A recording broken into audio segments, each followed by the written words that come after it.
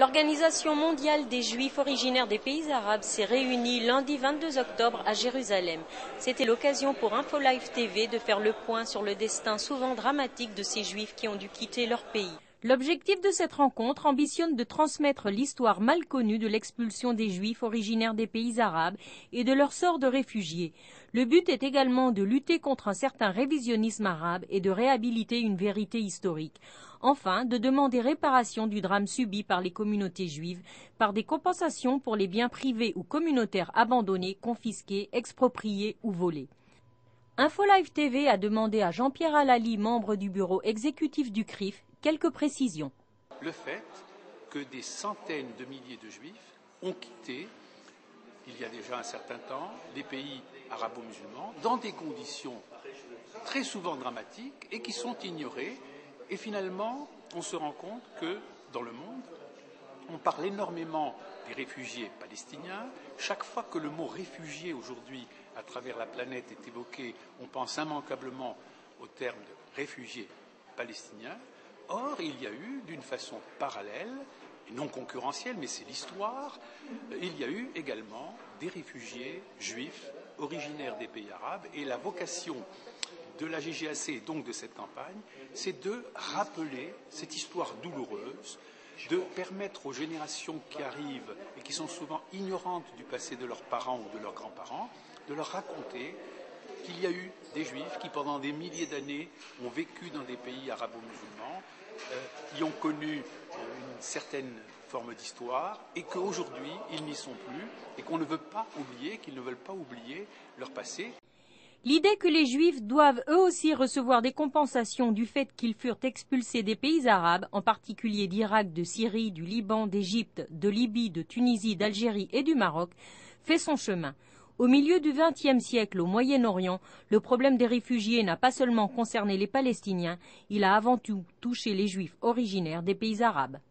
InfoLive TV a également demandé à Jean-Claude Nidam, directeur du département de l'aide judiciaire internationale et responsable du département du droit des Juifs originaires des pays arabes, quelle était précisément sa mission. C'est d'abord de documenter un exode, je dirais, massif d'une population d'environ 1 million de Juifs qui vivaient dans les pays arabes.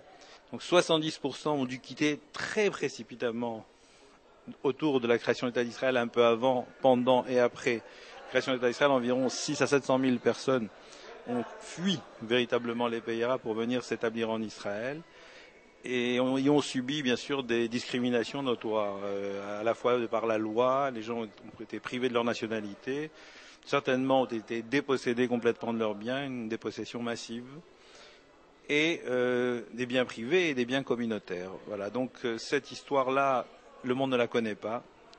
Et ces personnes sont devenues du jour au lendemain des personnes réfugiées, véritablement selon la définition même du droit international.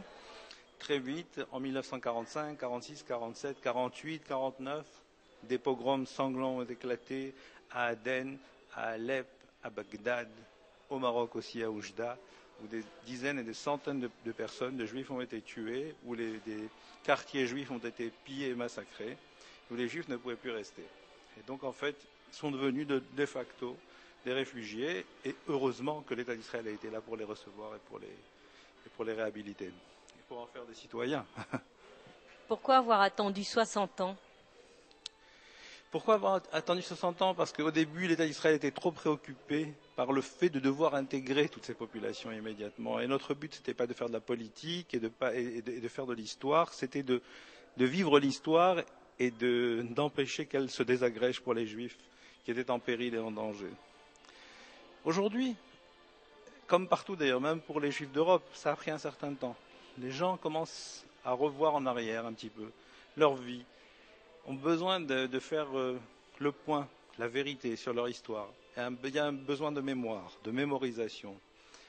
L'homme est un être avec ses racines, avec ses origines, ses souches. Et aujourd'hui, les gens veulent savoir qu'est-ce qui s'est passé. 27 siècles d'histoire juive, on a envie de savoir. C'était une histoire qui a apporté énormément à ces pays dans tous les domaines.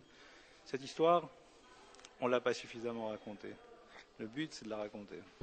Aucun accord politique au Moyen-Orient ne pourra ignorer les 850 000 juifs qui vivaient dans les pays arabes et dont la plupart furent expulsés sans leurs biens suite à la création de l'État d'Israël en 1948. 60 ans plus tard, le devoir de mémoire incombe à la communauté internationale tout entière pour la réhabilitation de cette vérité historique.